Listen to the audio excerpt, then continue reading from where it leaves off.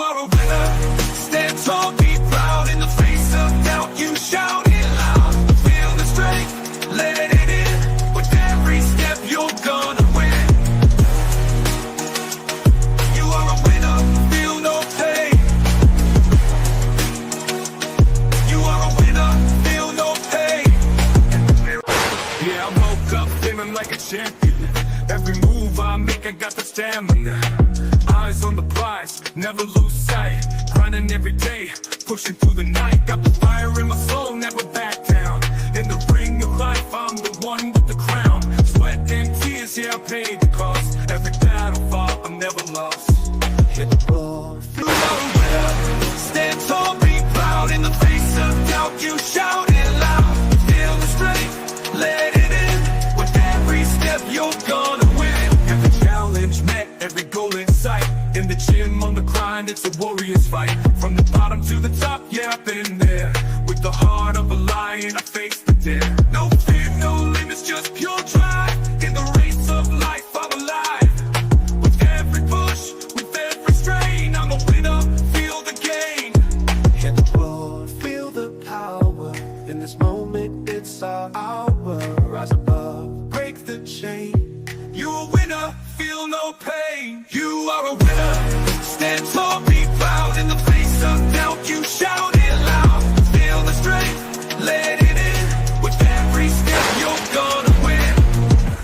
In this moment, own your name. You are a winner in this game. You are a winner. Stand tall, be proud. In the face of doubt, you shout it loud. Feel the strength, let it in. With every step, you're gonna win.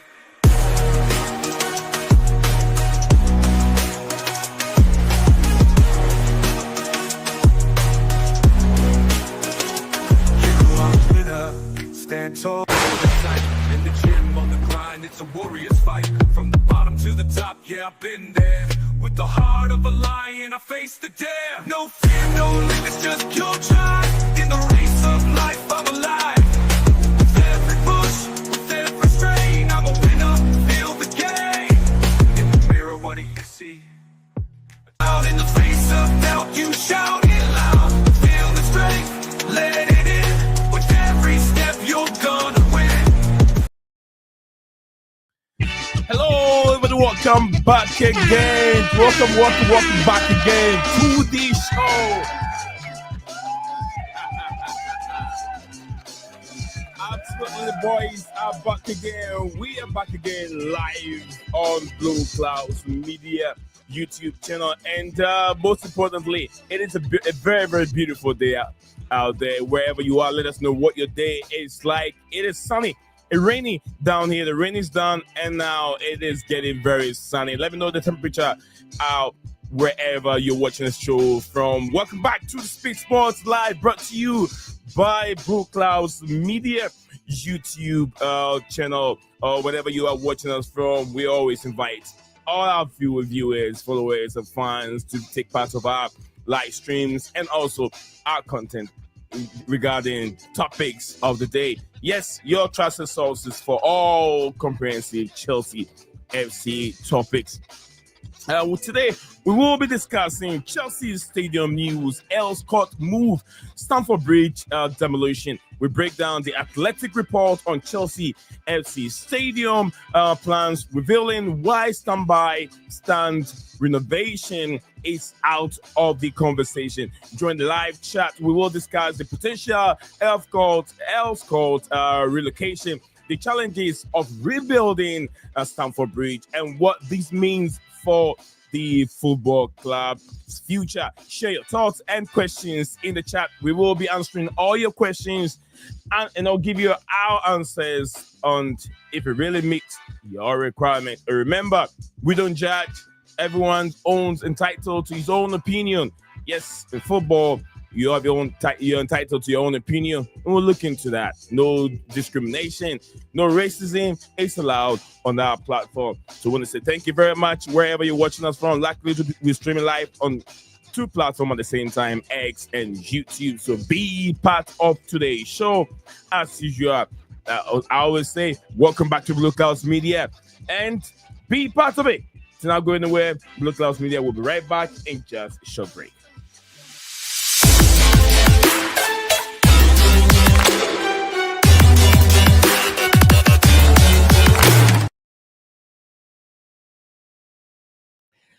Welcome back, folks. Welcome back, beautiful people. I'm live here. My name is Nizam with co-host Stephen G and our special brother, DJ Sav is joining us here. Those two men, great guys, all the way in the UK, and I'm the odd one here from America. Welcome back to the show, DJ. Welcome back to the show, Stephen G. Welcome back to the show. Yeah, big up Lee, big up Stephen, big up to the comments. Yeah.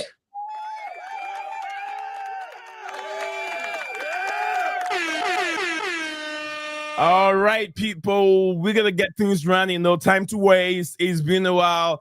I took a huge break out, but then look, I was doing a lot of stuff behind the scenes, including my own education is also part of it, and also upcoming projects. So I know a lot of you might know. Some of those that know, those that doesn't know, I'm just giving you the hints and why we're going for a while. But international break, it's over. We're back to association football, EPL, the game that we all love. We're about to see it again. I know a lot of you guys have missed the Premier League, but we are back again. If you look at where Chelsea are now, they've accumulated more points than they were last season. At I think with the same number of games played in the Premier League. We'll look into that also. Yes, the women also made it. The comeback was really spot on yesterday, where Chelsea women beat Manchester City and women 3-0. Chelsea women were on them from beginning of the game to the end. They should have even banged like 6 goals. So many times they hit the woodwork and also the side posts. Many times Chelsea were on fire. The ladies, Sonia Bompasta really put out a very, very strong squad to face Manchester City, and whatever she put together, the strategy, resting players in the first leg, putting some other players, because the first leg Chelsea were very, very bad. They played very bad, but then the league, they really step up, winning 3-2 against City, and then the Champions League second leg, they also beat Manchester City 3-0. But what a game did we witness? Chelsea, can they secure the treble? Champions League, they've already they already won the League Cup.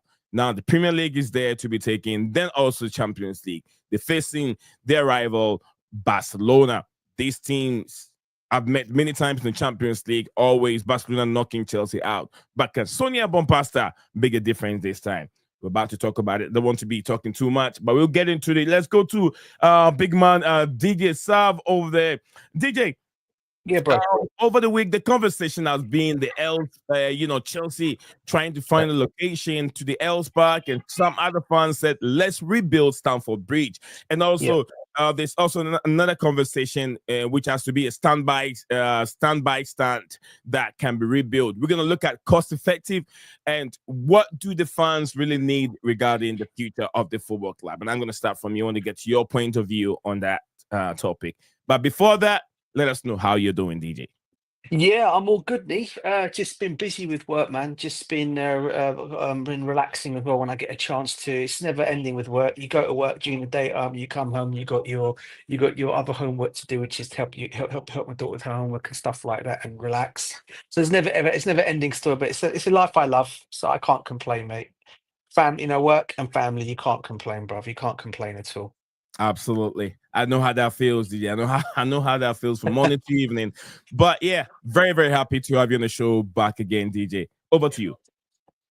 Yeah, bro. Listen, we definitely need to up our stadium. I'm not going to lie. I mean, I'm not sure what has actually gone on with the old stadium plans, because I do believe we did get the go ahead from the mayor when Roman Abramovich put this in place before he left, and I think it was a year or two before he was sanctioned.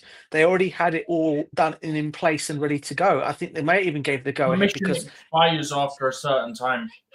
I thought it goes on for about 5 years, bro, before it expires. Because if you think about it, right, Earls Court's one it's apparently 10. I think it's since they've demolished Earls Court down and they've got rid of everything. That is still in build. That is still in process. Nothing has been given the go ahead on that yet. So that one had one company. Earls Court had one company, and then they ended up selling it again. And then there's talk that this lot are having issues with the financial side of it, so we might be able to buy it. So No. until they actually break ground, Chelsea can put an offer. Hello? Go ahead, DJ. Go ahead, DJ. Yeah, go on. Let Stephen finish, bro. Sorry, No, you go ahead, DJ. You go ahead, DJ. I was just saying, until they break ground, we can still put an offer for Earls Court, but there's talk that they're having issues on the financial side of things. Yeah, it's an interesting one, that is, as well, because look, I mean, I think when we had the go ahead the first time, correct me if I'm wrong here, but I think Roman had this done for 63,000 capacity crowd or 60,000 capacity crowd to redevelop Stamford Bridge. And he actually put it out. I don't know if you obviously, Steve, you obviously know in the foyer in Stamford Bridge, within the what do you call it, within our headquarters, you see down there they had a layout of the stadium and what it looked like or what it's going to be looking like in the museum. For a while. Yeah, in the museum. Yeah, that was what I thought the vision was going to be, right? Exactly what was in the museum. Exactly that, because Roman had it already there and done. Okay, they should have found a way of just going back with that staging plan again to these guys and saying, look, it was been done by the previous owner. We're ready to cut. We can still do it with this new stadium. Okay, and can we still try and do it again? I, for one, think we do need to do it. I think we need to make our ground bigger. Look, I don't want to move out of Stamford Bridge because it is our spiritual home. Huh? I don't see a choice other than moving out. I really don't. I don't know, bro. There must be a way around. I mean, if we have to, let's look at it like this. Let him land real quick. Then we'll get back to you. You get what I mean? I don't want us to be, challenging each other, arguing each other. No. But he's not a challenge, bro. Steven, then we all can come in together and then come up with one solution. You get what I mean? Now, listen, Stephen's not challenging me. Listen, 9 out of 10 times me and Stephen do agree on quite a lot of things on this show, to be fair, but I'm not finding it as a challenge. All I'm basically saying is I always love to see a stay at Stamford Bridge because of the heritage, because we've been going to that ground for many years. Challenge is the wrong word. Maybe encounter each other. No, I know what you mean, bro. I know. Okay, fair point of view. But look, I want to hopefully stay at Stamford Bridge. It's our spiritual home. I'd love us to stay. I've been going to the ground for so many years now. I'd be glad to see it in the back. I mean, look, it's what I call. It's owned by the Chelsea. It's owned by us. We're the ones that have made that what it is. It's what it is. Every football club has a heart of fans, and you just feel like when you take that away, it's taking out the soul out of the ground. It's like taking out the soul of it all. If you're leaving your spiritual ground, I know we have to maybe at some point maybe make that move. But if we can try and find a way of redeveloping Stamford Bridge, it might take about 8 years, I understand, for it to actually be done. In that 8-year period, if we can do it, all right, we can then go and play our games at Wembley Stadium. Because let's be real here, guys. Wembley Stadium still needs to be paid for. It's not being paid for, that stadium. So that still needs all the revenue you can basically get. If Chelsea can start doing what Tottenham did, and I don't want to use them in it, but unfortunately we have to use it because they used that as their home ground for a little while, even though they used to get battered still there. All right, we can still go to Wembley Stadium and play our games there because we do have a good record at Wembley Stadium generally. So, that wouldn't be so bad. But if we need to move, and it needs to be, to help us for the future, then Earls Court could be an option to us to go down to. But I really hope we can stay at Stamford Bridge. Thank you very much. I hope we can stay at Stamford Bridge. There's ups and downs regards to living and staying at Stamford Bridge. Economically, to me, it's not healthy. But I'll come back with why I think that moving away from Stamford Bridge will be the best for the future of this football club. Let's go to Stephen. Let's hear from Stephen. Stephen G, over to you, Stephen. Bro, I'd love to stay at Stamford Bridge. It's just not feasible. Because realistically, what's the max you're going to get? About 60,000? And that puts you to about 7th out of the English Premier League clubs in terms of capacity. Newcastle are going to extend. And then you still don't have the biggest stadium in London that's club-owned. Yeah. Plus, all the difficulties around it. You're talking maybe 8 years away, maybe 7, but it's got to be in that sort of ballpark. And then you've got to pay rent to wherever you're going to play temporarily, whether that's Wembley or Twickenham or whatever. You've got to pay rent there, so you're still forking out, and you don't really get the money coming in revenue-wise from doing that. So for me, as much as I'd love to stay there, put it this way, right? To give a bigger example, Roman originally wanted Battersea Power Station, right? And Chelsea have the Chelsea pitch owners. We've touched on them before. I won't go too far into it. But essentially, in order to move, they had to have voted 75% in favour of moving. That got 61.6% of the vote in favour. Yeah? So less than the majority. Therefore, Chelsea did not get Battersea, right? So not only that, that's what, 20, 30 odd minutes down from Stamford Bridge, right? Earls Court's 5 minutes down the road. I mean, technically, if you drive, it's like 2 minutes, right? But it's 5-10 minutes down the road. So I think that'd get votes. As much as people say they don't think the CPO will vote for it, they nearly voted through Battersea. And that's further away and that's more difficult. You look at Earls Court, I mean, if you get Earls Court, you can stay at Stamford Bridge for 6-7 years, whatever it is, right? You can build, say, an 80,000 seat stadium because it's 40 acres of land. So you could build about 80,000 seat stadium. You can build a massive car park there so that fans that drive can have easy access. You've got 3 train stations that go almost directly onto the site.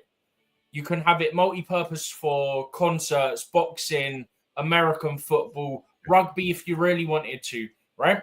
And then the way I look at it, people go, yeah, but Tottenham have got NFL. Tottenham do concerts. Tottenham do boxing. Yeah, but Tottenham's a pain in the backside to get to, right? So if you look at it this way, say Chelsea build an 80,000 seat stadium at Earls Court, yeah? Tottenham Stadium 63,000, right? So that's another 17,000 on top of what they've got. If you put a car park there that holds, say, 10,000 people, right? Mm-hmm. That takes a bit of the weight off of the public transport network. But then you've got, I think it's South Kensington or something like that. Then you've got West Brompton and you've got Earls Court are the 3 train stations that go almost immediately onto the site, right? So it's a lot easier to get to. Bear in mind, this is only a couple stops away from Stamford Bridge current train station, Fulham Broadway. But the fact that you have 3 immediately merge onto the site makes it easier for fans because, I can't get to this end, I'll go to this station, or this one's packed, I'll go to the next one. You've got options there, whereas at the moment, it's go Fulham Broadway. Sometimes you're waiting 15, 20, 30 minutes to get in because everyone goes there. Or you walk 15, 20 minutes down to Earls Court Station. So logistically, it's a nightmare. There's not really any good car parking. So with the land you get at Earls Court, you can incorporate a car park within that. Maybe you could even do it away. So I played with the idea using Gemini and all that, yeah? Coming up with, okay, want to implement this. So if you want, you could have, say, an away car park, which is, say, 500 spaces, but it's multi-story, right? You could have 2 or 3 home ones, so you cover each side of the ground, totaling, say, 9,000, right? And there's plenty of roads out from that site that you can merge onto to get out, right? And again, multi-story, so you can have almost immediate access to your gate and stuff like that. And it would be very streamlined, and also it helps in segregating away fans from home fans as well, right? But I'm also looking at it as, like I said, 17,000 roughly more than what Tottenham have. Better public transport to there than Tottenham have. So instantly, it's less of Chelsea versus Tottenham versus Wembley for multi-sport events, right? NFL, boxing, concerts, all that sort of stuff, yeah? And it's more Wembley, which still has transport issues, but it have 10,000 more capacity versus Earls Court, where you've got better public transport network. You've got potentially a car park, a big car park, multi car park, whatever, right? But it kind of gets a leg up over Wembley due to the transport network. Or, so put it this way, currently there is 3 NFL games played per season, 3, in London. 2 at Tottenham, 1 at Wembley, right? You could literally go 1 week Wembley, 1 week Earls Court, 1 week Tottenham if you really wanted to, right? Okay. Tottenham get loads of boxing events. Chelsea would take that element kind of away from them. And also, the whole thing of PSR and FFP, it's moving more towards your profit in terms of your revenue coming in. And those things that I'm speaking about where you have the multi-venue sort of thing to it would technically be club revenue, which means it technically be used in that calculation, right? So say you hold 2 boxing events, an NFL game, and subscribe per season, how much extra money you make off of that alone? Then you should expect Champions League football as well. So you get that money and everything that comes with that. So in terms of the way football's going with the revenue, right? I had to sort of outline everything to get to this point, right? In terms of how everything's going with PSR and FFP, the move to Earls Court benefits Chelsea more because you can get, say, 25 more capacity than what you would get if you rebuild at Stamford Bridge, which is about 30-odd thousand more than what we currently have at Stamford Bridge. If you average out a ticket, I think if I do the maths on season tickets, I think adult ones average out at 50 quid per game, right? So say you do that times 30,000, yeah? It's another 1.5 million per year. And that's just for football. Okay. And also, if you move there and you get that many more seats, your average match tickets, your average season ticket prices and stuff like that could also be cheaper because you have the extra seating to make up those numbers that you're currently losing and therefore have that price. All right. So one last thing.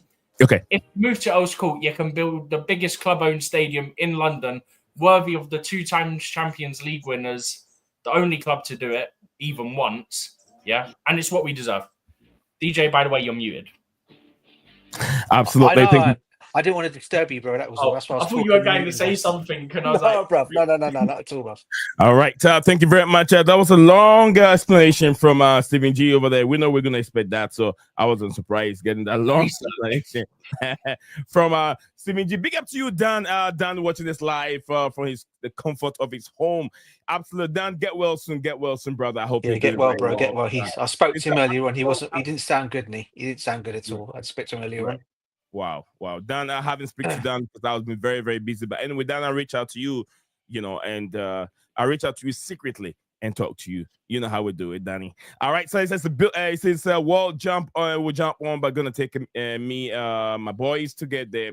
Right. Thank you very much, Dan. Get well. We'll be right here. We're not going anywhere, and don't want to move. Earls Court. Hell no. All right, so Dan, I want to hear your explanation or your reason of why you don't want to move to Earls Court. But looking at things from what my research and from what I was reading, it would take Chelsea almost about 600 million to rebuild Stamford Bridge. And if you're not going to get more, yeah, I said more. I think one video I saw said that it'd take about 1.6 billion to do Stamford Bridge, and it'd take about 1.4 You're not gonna get when you do that rebuilding Stamford Bridge and DJ, you're not gonna get more than 10,000 seats. So what's the point? More than 10,000 seats at Stamford Bridge. You're not gonna get other facilities that will help the team also generate revenue for the football club, because that's how Tottenham Hotspurs have done.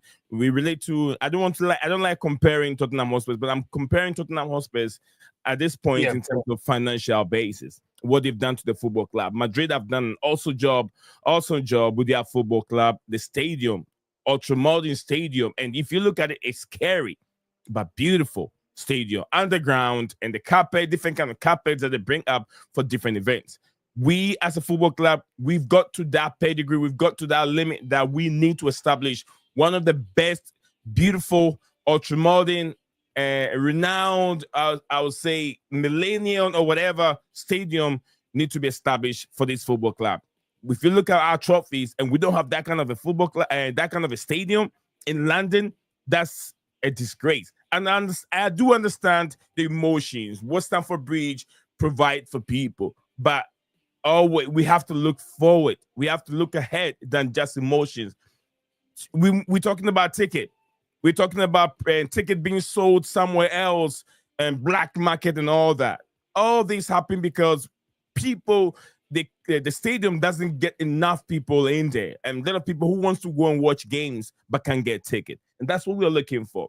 And moving away from Stamford Bridge to Earls Court, just like it's been mentioned, I think it's the best thing for everyone.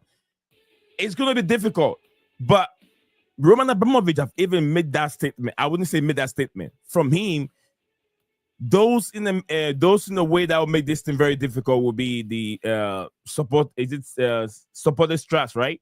Those that CPO. Yeah, not the supporters trust. Yeah, Chelsea supporters trust. Those no, not supporters trust me. The Chelsea pitch owners. Chelsea pitch owners. Thank you very much. Chelsea pitch owners. They will make things very, very, very difficult. And I remember during Roman Abramovich days, he tried to buy the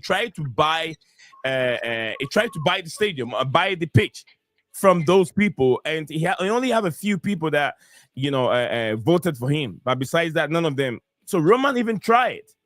Because Roman realized that the best thing to do is for the football owners to handle the pitch. The club has to move forward. Real Madrid have shown that they are one of the best in the world, and being the best in the world, they have to define themselves, put up one of the best stadiums in the world. Same thing we Arsenal Football Club, from Highbury to Emirates. Tottenham Hotspur have done it. Everton have also done it, and Chelsea, with that stature of the football club, we're gonna be what? Is we gonna be in the 10th biggest stadium in the Premier League? Potentially 11th next season, because you've got Everton, and then if Sunderland win the playoffs, so it's not good. The football club is too big for the kind of stadium that we have, and Stamford Bridge is going to provide only 10,000 more seats. It's not big enough. It's not about the mold or the structure of the stadium. It's about how many people can the stadium accumulate. That's what we're fighting for. So to me, Earls Court should be you can get more facilities there, and boxing venue, basketball venue, where during the preseasons and stuff like that, Todd Boehly can bring is it Lakers, right? He can bring his Lakers down here. He can bring his Dodgers to come and play a baseball game here at Stamford Bridge with different pitch on the ground. Even baseball, they even play on natural grass. So that's a good thing. So UK fans, all the supporters get to see different kind of games that they haven't watched live before. I think that's the best way. I don't know what Didi yourself wants to say in regards to that. Didi, and what do you think? I know you want Stamford Bridge, but do you think Stamford Bridge is the best for Chelsea Football Club? I think because I think coming from me being an old school Chelsea fan, I guess I'm more for staying at our spiritual home because of what let's be real here, Nee. We've won every single trophy at that stadium. Yeah, we've made that stadium Champions League nights. Stephen would tell you on Champions League night what it's like there with the white flags in the stands. All these different but your Barca's coming over, your Real Madrid's coming over. How it is there? What a night it is like that on Champions League nights. What it's like there. Still, Stephen's been part of that as well to see what that is like. And this is why I feel that one of the reasons why I feel like because we've won every single trophy in that stadium. Okay, yeah, I feel maybe it could be the reason why I'm thinking for us to stay. Maybe it's just me being a bit more because I guess you can call me proper old Chelsea. That's the reason why I'm saying what I'm saying about staying at the bridge. If there's a way of keeping it to that, because my understanding is between the two owners, one wants to move to Earls Court, the other one wants to stay at Stamford Bridge and redevelop Stamford Bridge. No. I don't think so. The others Clear Lake haven't decided. Boehly wants Earls Court. Clear Lake haven't decided yet. Okay, because I thought because I don't know if you guys saw the interview he did with Bloomberg magazine, and he basically said if they can't agree, they can't agree to the stadium, they may have to think about going separate ways. He even said that with himself. He actually came out and said that. So obviously, because what my understanding is what I've heard of it was he wants to go to Earls Court, Yeah. And the other side of it all, which is Clear Lake on their Bally, they want to try and stake Stamford Bridge because if they can't come to some kind of a compromise, now if they can redevelop Stamford Bridge and make it what it is, that's going to be brilliant for us as old school fans, as I said. But obviously for the new generation fans, of course, you guys want to see our club being bigger. Of course, I want to see that as well. The other question you want to ask yourself is, Yeah. will we be able to make that crowd an 80,000 capacity crowd? And if we do, are we going to see that many? Because I don't think, for me personally, as much as I think Manchester, much as I say, and I hate to say this, Manchester United is one of the biggest clubs in the world. There's no way for me they're going to fill their stadium up with 100,000 people when they build that new stadium. No way, unless they're going to go down this vivid seats thing, right? Yeah, which is another subject, which is probably what they're going to end up doing eventually. This is what's going to happen because if not everyone's going to be able to afford to pay for season tickets or to pay for tickets to come and watch their team play. So what's going to be the other thing is this whole thing with vivid seats. That's going to be the next thing that's going to be sold onto the market to other people that are not even fans of the football club.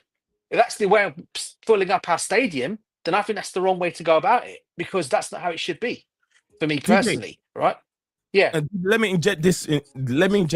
Real quick. The only way also we can stop ticket wrangling and black marketing and all that kind of stuff is to create more seats. The only way we can do to reduce ticket cost is it's produce more seats.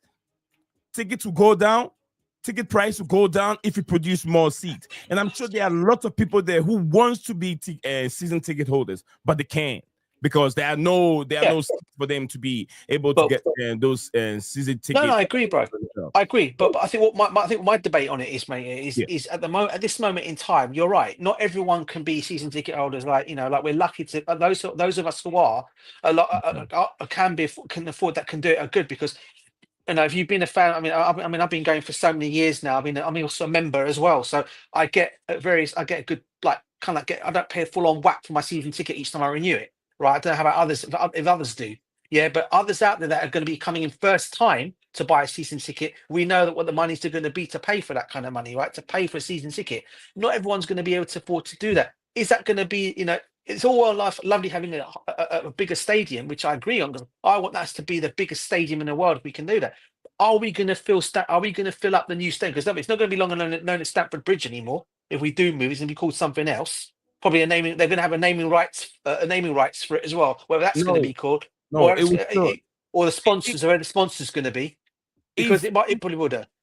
If Todd Boehly and the pitch owners got in agreement and we allowed them to move, the stadium will still be Stamford Bridge. No, not necessarily. No, not necessarily, bro. Not necessarily. Yeah. So, what I think happen, I think for it to happen, you'd have to have Clear Lake, Boehly, and all them say, we're going to keep the Chelsea name, we're going to keep the Chelsea badge, right?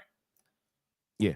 I think 100%. I think the pitch owners would have to sort of give up the stadium name thing. Because realistically, the pitch owners thing, to my level of understanding, is more about the club badge and protecting the club name and stuff like that, right? And that specific set of land, right? So for me, I think you have to say, you can have the name, you can have the badge, but we still want some level of agreement, but we'll give you naming rights to the stadium. So if Allianz come in, it could be Allianz Stadium, or if, I don't know, some other company, pick a random company off the top of your head, come in, it could be etc. Arena or Qatar stadium. Airways, bro. Qatar Airways, the Qatar Stadium. It brings money, I'm happy. Imagine the stadium in Qatar Stadium, bro. Imagine that. Chelsea knows Qatar Stadium. The Qatar Arena at Earls Court. Yeah, bro. Imagine that. Oh my days. God. Do you know what that's the way of generating revenue. We've seen the Emirates Stadium. Emirates is paying money each and every year, lots of money every year.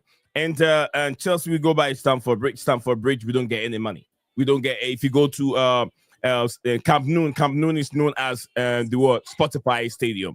They're making a lot of money from it. You get what I'm saying? So they make a lot of money from it, but where they're doing a rebuild, they don't even the other thing that comes into consideration here as well, guys, is this, right? I don't think any of our owners can afford to actually build this new stadium. I think they're going to need more revenue to come in. Now, the only way they're going to get that, for me, is what United are trying to do at this moment in time. They're going to go to someone in Qatar. They're going to go to someone in Qatar and ask them to come and buy their stadium, help them buy their new stadium. That's what's been happening. That person was going to buy United before, the Sheikh guy, whatever it is, or from the royal family. Apparently, he's getting involved now again with United, and that's a possibility that he could be the one to pay this money to pay for this stadium. They're going to need to do the same, but I don't think they've got that money to go and build this new stadium. So which one of those is going to blink? Which one of them is actually going to go to some owners or some people around and abroad and say, look, we need this money? Because you can't go and borrow it from the bank. Yeah, clearly they're not going to give that kind of money. So you've got to look around and see who can give that to you. Now, if they're going to go and bring in someone from Qatar or someone from Saudi, and one of them can buy out one of the other owners, I wouldn't care. Do that. They'll come in and get them out. Yeah, and that kind of like one of the owners anyway. Maybe Egder Bally, I don't know, get him out if they can do that. But yeah, Egder Baldy, right, whoever it might be. But they're going to need help to fund this new stadium. And obviously, and I can't see the government giving them that kind of funding either. I mean, they're obviously the go ahead for it because the government are going to look at it and think, yeah, more jobs. They're going to provide this, they're going to provide that. This, that. Brilliant. That's good for the economy because we need that. However, you also need to have that money to buy that new stadium. And I don't think these guys, regardless of their wealth, they don't have that kind of money to go and put that stadium because it's going to cost us what? 4 billion to get a new stadium done. I don't think they've got that kind of money. Because they've used already some of that money. And already, let's be real here. They do. Yeah, go on. I don't know, bro. I know they are, but I don't know if they'll be able to. I don't know if they're going to. Yeah, I don't know, bro. Then why is there talk going on then? Yeah, that Boehly's actually somewhere in Saudi looking for people to come in and help them out with this project. No, that stuff was for him to buy out Clear Lake. That was the earlier. That wasn't about stadium. That was buy out Clear Lake. So then, if that is the case, then right, then they should, if they've got that money, then right to do that, then why have they not done it then? I mean, how long one of the things was when Roman sold a club was they have to build a new stadium or redevelop Stamford Bridge. Because it's not a simple process. I know it's not, bro. I know it's not, but they've had years to work on it, bro. I mean, like I said, the mayor gave the go-ahead for it. So there is a process for it to be done. I think it was within months of them coming in that permission expired. So at that point, there was nothing they could do. Thank you very much. Quickly after they came in. Right. Another thing I would say is, given that this old school development company, Delaney, whatever the heck they're called, Jed, DeLacy, whatever, or that might have been the old one before this group that have it. Given that they're struggling, do you know what I think might end up happening? We'll go to we'll give you we'll buy this land off you for I don't know X 100 million, yeah. Now, what we'll do is, as soon as our stadium's built, we'll give you the Stamford Bridge site. You can build your housing at the Stamford Bridge site. There's a big bit of land that they could technically do the housing on, right? I think that's probably what's going to end up happening. If we go for Earls Court, that's going to be the compromise that happens. So that building they bought, they bought a building, didn't they? That old that yeah, but one. You couldn't get with that one because of the front part of it's different type of shares or something. So you get the majority of it, but you don't get the front 15%, 20% or something. Or how about we do it this way, right? If we want to keep Stamford Bridge like us old school Chelsea fans want to, I said this before and I put an idea across, but maybe it could be just too cost effective. I don't know. You keep Stamford Bridge for the ladies team and then you move them into Earls Court if you want to do it that way. Keep two stadiums. I think that's the idea of what they're trying to do. Move the main. It's not work. I personally think it's easier for us to sell the Stamford Bridge site to move to Earls Court to build the big stadium, and then you can still have your women's team games there, and you can have more women's team games there anyway. Yeah, because I think where the women are playing their games now, all right, their home games. All right, now, people joining us live. If we'll come back to Stephen and DJ here in a second. If you're joining us live, we'll just take a short break here. But before we get into it, if you're joining us live, we are discussing the Stamford Bridge, future of Stamford Bridge and Chelsea FC in a whole, whether they should move to Earls Court or whether they should knock Stamford Bridge down and rebuild. We got to look at the consequences, the finances involved within these movement, whether we stay at Stamford Bridge or we move to Earls Court. We got to look at the financial implication and all that. And also, yesterday, the women pick up all 3 points and progress to the semifinals of the women's version of the Champions League. All right. Also, they will be facing Barcelona, who knocked, I think they trashed the German team 8-0. Is it Wolfsburg or someone like that? It was Wolfsburg, yeah. It was like 10-2 on aggregate or something. Yeah. Very, very bad. They just demolished that team. We'll also be looking at that and some other topics that we haven't touched a basis on. So if you're joining us here, I have the Dan here. Dan with some few comments here. Big up you, Danny boy. Danny said the only thing here is we were promised we're gonna get Chelsea built in these, and these owners even said it's gonna make the model. It's gonna make the model at Stamford Bridge to build, and still now 3 seasons. Nothing yet. That's from Dan himself. We have a Dan who's Dan's JC. Big up to Malak JC. JC, hello DJ. Big up JC. And Nee. Hello JC. I hope you are keeping well. DJ will say. And I hope you're doing very, very well. Nee will say. And Steven will say, you're all right. Nee, that's Steven's own. So thank you very much, everyone out there. The Zion is your host, Stephen G. Coles, and our wonderful brother, DJ Saf, is here in the studio with us. So 3 brilliant guys in the studio giving you their thoughts on the future of Chelsea Football Club. Stick with us. We'll be right back.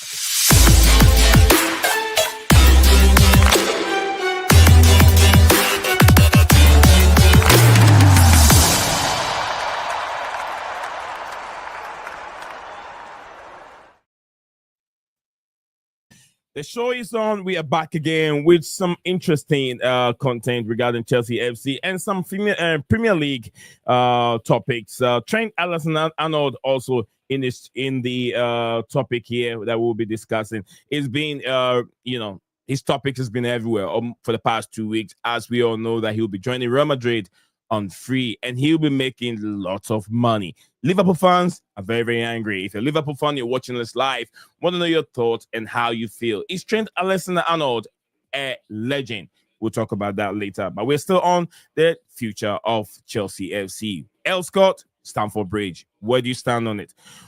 We go to Stephen.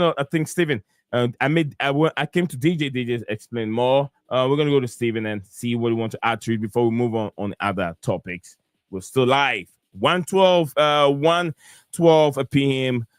Eastern time over here in Michigan, American time. I'm sure probably it's around 5:12 UK time. 5. Yeah, spot on. 12:05. 12:05 UK time. So thank you very much. I was really spot on. Thank you very much, Stephen and DJ. Stephen, over to you. Let's try and wrap up on the. We've nailed it with terms of ideas and whether to stay and whether to move. Let's get your conclusion, Stephen. Yeah, my conclusion, as I said at the top, it's gonna be to move to Earls Court long term because realistically, as much as we want to stay at Stamford Bridge, you're maximum getting 55 to 60,000, which isn't big enough because everyone around you is going to expand their stadium. So you're only going to be about 7th. Do you know what? You might not even be that. By the time it takes to knock it down and rebuild it, you could be in the exact same place in terms of how far down the table you are for capacity as you are now, which is about to be 10th, maybe even 11th, because everyone around you will do the same thing. So for me, move Earls Court, get about an 80,000 seat stadium, make it multi-purpose, and just run with that. And then you can still have women's teams games there. You could have more women's teams games there, and more people will probably go because not only is women's football cheaper, but for the same reasons I say it's good guy Earls Court. For the men, you have more access to public transport with the free stations, and then if you include a car park in that can hold, say, 10,000 people between home and away fans combined, with obviously less for an away capacity, then there's no reason for people not to go, and you could have more women's games there, you could have the men's games there, and you could just do it quite easily. I'd keep Kings Meadow for the youth team, and if there's any clashes with the fixtures for the women's team, but for the most part, I'd want the women's team playing at the new stadium. Great. Thank you very much. That's how Stephen draw his conclusion. Let's go to Mr. DJ.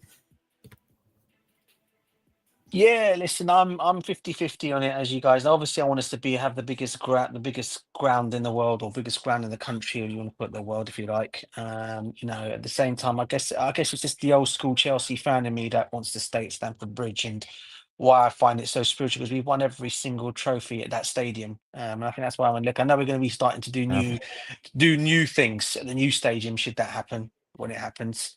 But that's the only reason why I am for that, because obviously we can do and stay at Stamford Bridge. I'm all for that more. But if we have to go for financial reasons and we have to move to Earls Court, then that is a place nearby. Then that's where it's going to be. If we can get the go ahead to go there and do that. Thank you very much. That's from DJ. That's DJ's point. He's saying, I mean, DJ's an old school man. He's an old school. He would love to be at Stamford Bridge. Also, he's looking at the future of the football club. So he's between here and there. Nick, can I add one more thing as well? What was that statement? Can I add one more thing? Yeah, go for it. So I sort of touched on it briefly when I was mentioning it before. The fact that Roman got 61.6% of a CPO vote in favour of moving to Battersea, which is, like I said, I think is 20-30 minutes away. The fact that Earls Court is 5 minutes down the road, instantly, that being 5 minutes down the road and the transport networks, as I said, and how much bigger a stadium you can get, like 30, 40,000 more than what you've got now, that vote percentage, the share of the vote in favour of going to Earls Court will shift. It will shift more to the majority. Only I showed you pictures from someone who's apparently from the CPO on Twitter, and he said, I actually don't think I'm in the rarity of thinking we're better off going to Stamford Bridge out the CPO. Yeah. We don't say it out loud. We don't shout it, basically. He thinks he's in the majority, or she, I don't know, right? I'm assuming, which is a bad thing to do, especially in big 2025. But that individual said that they indicated that they feel they're in the majority in terms of moving to Earls Court over staying at Stamford Bridge. And do you know what was nice? This person outlined very good reasons, similar to what I did, with the fact that you can get the bigger stadium, and then on top of that, you could have cheaper tickets, I think was one of the things they said that I've also said, and loads of different reasons, like the PSR and the financial fair play aspect being strictly based on spending a percentage of your revenue. Obviously, staying at Stamford Bridge, you're limited, whereas if you move and you can make it purpose, then obviously your revenue share significantly increases. But I thought I wasn't sure how the CPO view it, but that person's view and how they argued in favor of Earls Court kind of made me think, you know what, they've got a good point. Maybe more are in favor of moving. You know the Only a Pound guy, yeah? Yeah. Who does the magazines, and he won't know who I'm on about. This is like a fanzine thing they do. Only a Pound. Apparently, he's former NF, if I'm not mistaken, right? I think DJ, I understand about that. Yeah, I do. Apparently, he is, right? And he is. There's a clip from The Sun when the protest was happening. We're talking to people about the stadium, yeah? I don't like someone. They did interviews, and they're on about moving and like, what would you do? Why would you do it? Sort of thing. Basically, he goes, "We're not moving. We're not moving." I thought, mate, you clearly. I'm not saying that you don't care, DJ. Like you've said yours. No, bro. It's how you said we're not.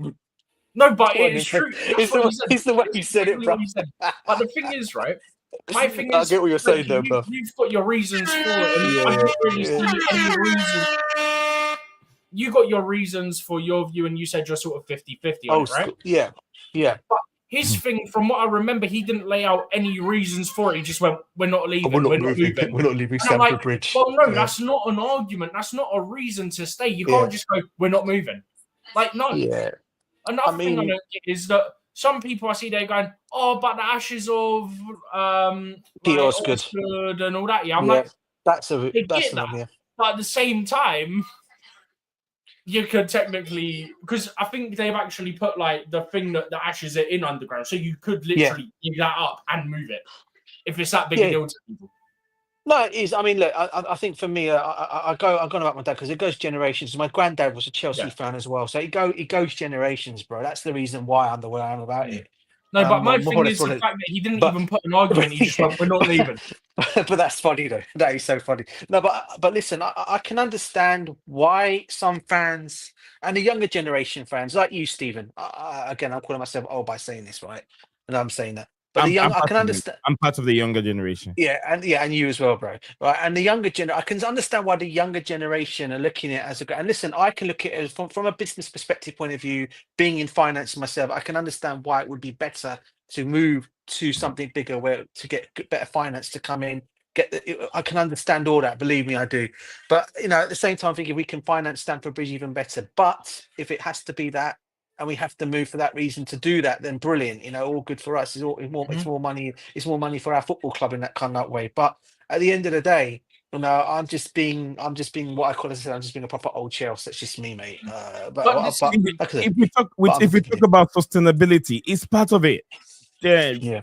Yeah, we cannot just have owner like Roman Abramovich for the rest of the I didn't say that. footballing career, where he can just pump the money from his pocket. The football is supposed to generate its own revenue to take care of other stuff. So the owners, those that owns it, will be free. That's what they're trying to achieve here. That's But the other side of it I think is that this is where I respect DJs, but this is what I respect about him. Yeah, he's going, I can see it from this view, I can see it from this view, and he sort of argues with himself like, well, you got this if you do this, and you got this if you do this.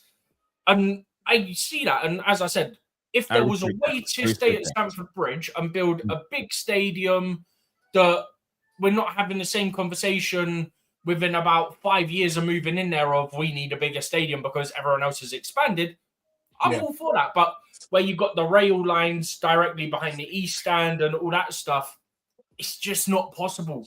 Like, I don't see how it's possible. I get that.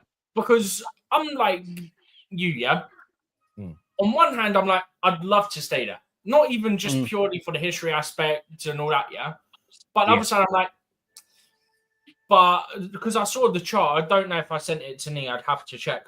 And it was like the Premier League stadiums and their capacities.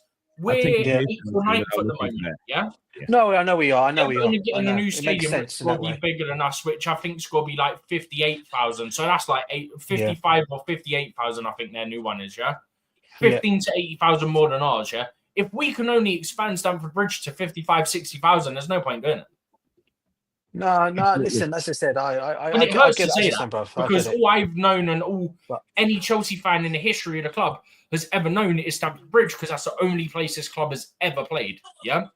So that because I'd love to stay there. But it's in a nice part of London as well. I think that's the other thing as well, bro. Because of the part of London that it's in, it's a really, really, really nice. As you know, it's a really, really nice area. Still in the same area. I get it is, bruv. But for me, like where we are and the Shed Bar and all that stuff, the restaurants across the road, and this, you got so much of that stuff, which for me is what makes it so good. And I also know one of the old restaurants that are down there. In fact, one of the bar you probably would know, bro, is that a lot of the Brazilian place used to go and get their food from there. Yeah, they own it or something, don't they? Yeah, they do. Like David Luiz and Willian, right?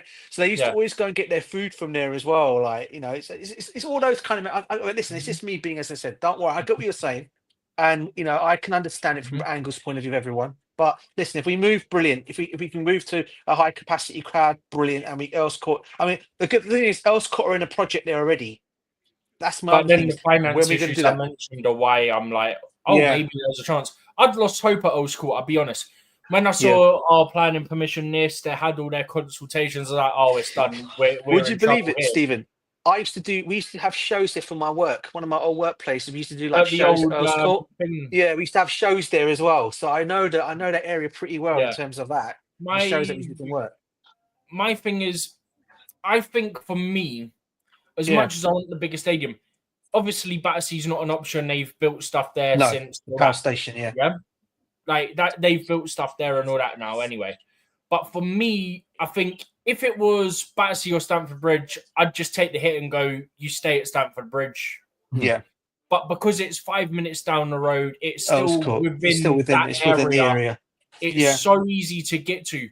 Like, bro, if I want, I could do 2 trains there, or if I really want, I could do a bus and then a train, and that train takes me straight to Earls Court. Across the road, I'm there. It's that easy. Yeah, like no, I get what you're saying. I get it. It's so much. I get better. it, bro. I get it. I get what you're saying, bro. That swung it for me, is what I'm saying. Like the fact that it's 5 minutes down the road, I'm sold.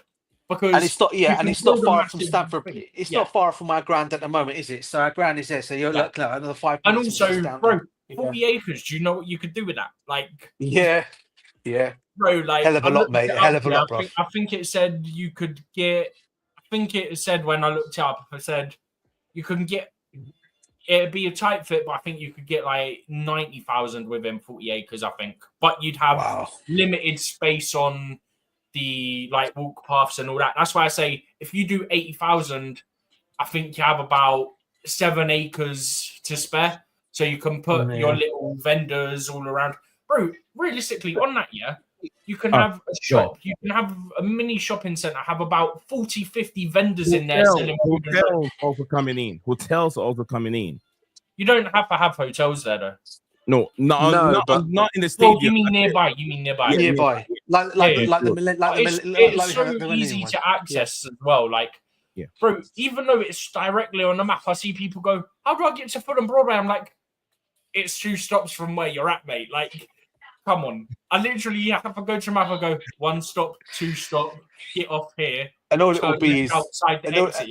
If it's Earls Court, exactly. It's so easy. You just get off Earls Court, get off, and you just get down there, because Earls Court's Woodley Court, isn't it? I get. You don't have to stop and go off when you got Earls Court. It's just there, isn't it? You just get off the train and just go away. I don't know if you know. Earls Court has 2 entrance exits. Yeah.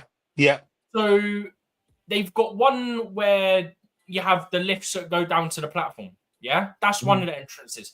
There's another one the other way, which is the way that you go in if you walk up from the stadium and all that. Yeah, it's the first entrance if you're walking up from the stadium. So that one that I'm on about, the one where it's from the stadium end, is literally across the road at the lights is the entrance to the development centre, which is the bit of land that it would be at. So all you have to do, if you get the district line in, well, any of them, mainly Piccadilly, actually, get in a lift, go up, walk all the way around, go out that exit, and you're there, literally. Simple. Very interesting, guys. So we're still discussing the future of Chelsea FC home ground. Will it be named Stamford Bridge? Will it be named after some other sponsor, any other sponsor that comes and took over? So that's what we're discussing. Also, we've been discussing this for almost about an hour now, 57 minutes in the discussion. There's still a lot more to tackle. You guys have been wonderful. Those everyone joining us live from watching us live on X and YouTube. I hope you guys are enjoying the conversation. If you are, one thing you got to do to support this channel, as always, is just like comment, and subscribe. We want to see that. Also, you can share that for us or whichever platform you found yourself. Either X, it can be X or YouTube or even on Facebook. Share the link, and let's get the numbers up as we put in the hard work for you guys. International, if you guys have anything you want to discuss on the show regarding international break, do me a favor, drop it. We're here to listen to you as well. And there is more we're going to talk about. Yesterday, we're going to take a few minutes and discuss yesterday's victory from our ladies. The ladies were outstanding. The lights of, what's the name? I think Bijan is the name. Bion is the name, and also Sonia Bob Pasta and his girls were outstanding. Sonny, what's the name again? Sonny, I forgot our left back. What's her name again? Sonny something. Sandy Baltimore was just delicious on our left hand side. And also, what's the name again? Our winger, Steven, your winger that you always have problem with. Johanna Ritzen Canary. Yeah, Johanna Ritzen Canary on the right hand side was so good. Yesterday was her day. Did something. It's a miracle. She sometimes gives you Raheem Sterling's vibe, but when she is, and it's so bad that she couldn't get it on the score sheet, but she deserved it yesterday. Yeah, she was brilliant yesterday, and Ramirez was also outstanding. And who else? Oh, extra captain extraordinaire El Capitano, which is Minebright, was outstanding. The girls with everyone was brilliant from minute 1 to the end of the 94th minute when the referee blew that whistle. The girls were really on top of the game. You could tell Return Connery was just breathing. I could tell she was very tired. But what do you guys make of that victory, DJ? Did you watch it? Mate. Yeah, no, I was there, bro. I went to the game. I went. Oh, I had to go to it. Yeah, brilliant, bro. I had to go. brilliant. I said I still want to go and support them, right? And You did a good job, DJ. and I said, and I was so pleased with I was so pleased with the game yesterday. In fact, my missus even came down with me for the first time, so she wanted to see the ladies' game play, and she was absolutely impressed. She loved it, and they were superb from start to. To be honest with you, Nate, it should have been more than 3 goals. We hit the bar, we hit the post. The first 15 minutes. Yeah, mate. It should have been at least 6 or 7-0, mate. It should have been something like that. Yeah, they were so crap, Manchester. They were toothless yesterday, and then the managers coming out in their post-match. Oh, we had injuries. Well, when Chelsea had that slightly in the first game, yeah, we came out and said something similar. Yeah, you were like, so it was an excuse. But DJ, just to quickly add on to that, I put up a tweet because someone was chatting rubbish. Not only did he say they lost because of moments, no, mate, you got dominated. You got dominated. Your team got bro. And yes, you got injuries. You got injuries, But Chelsea, let's quickly run through it. Sam Kerr, Guru Wrighton, Naomi Gurma, the most expensive player in the world. We signed in January, but got injured before she played for us. Kieran Walsh. No, Kieran Walsh was available. She was injured before. Oh yeah, that's the line. Yeah. I've literally got it on my phone now. You've got Kerr, Guru, Gurma, Ingle, Mpoma, however you say it, Kadisha Buchanan, don't base the name. Or lifting, whatever you say it, The Dutch people we've got from, I think it was from 20 in January. Yeah. Who got injured before she played for us. 7 injuries. Now let's look at Man City. I might miss some because I'm not fully aware, but I've got them having 7 as well. You've got Khadija Shaw, aka Bunny Shaw, Lauren Hemp, Fujino, Nak, Greenwood, Yamashita, who was the goalkeeper from the first leg, and Blinko Brown. 7 versus 7 in terms of injuries. But I also added on the end of that, I went, might be some I've forgotten, but look at that. Might just be the fact that people don't care because it's Chelsea and that we actually spend money to improve our depth. Man City could have done that. They didn't do that. Arsenal could do that. They didn't do that. Every other team has the opportunity. And okay, there's not as much money in the women's game, but the teams are always up there. Arsenal, Man U, Man City, Chelsea. The ones that really invest, Chelsea and hello. Who are you? All right. I remember, just quickly add on to it, right? Sky Sports did a thing at the end of the window. At the end of the window, Sky Sports did a thing and it was about how Chelsea dominate the league. Oh, my days, you're by more than like 4 points. You're on it today. You're on it today, Steve. Oh, bro.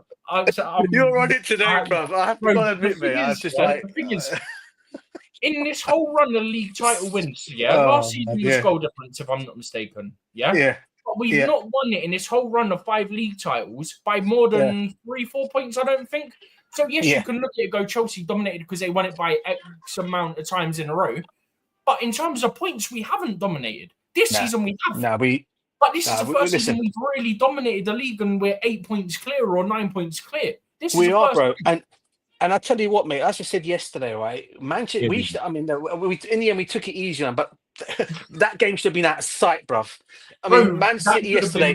4-0 in the first 20 minutes. It should have been, bruv. It should have been. But listen, I can't take nothing away from the ladies. Listen, I sometimes wish Sonia Bombasta was the coach of the Chelsea men, man, because she knows how to get them guys out of play. I love her mentality. Even when the third went in, bro, straight face. Oh, mate, she is so brilliant. I mean, I'm so glad we got her in after Emma Hayes. I mean, you wanted to get a good manager to come in after Emma Hayes, and what a replacement to bring in from one excellent one to another. And I'm so glad we got her. And long may it continue with her, mate. And I really hope we can go all the way this, because I know Arsenal beat Real Madrid.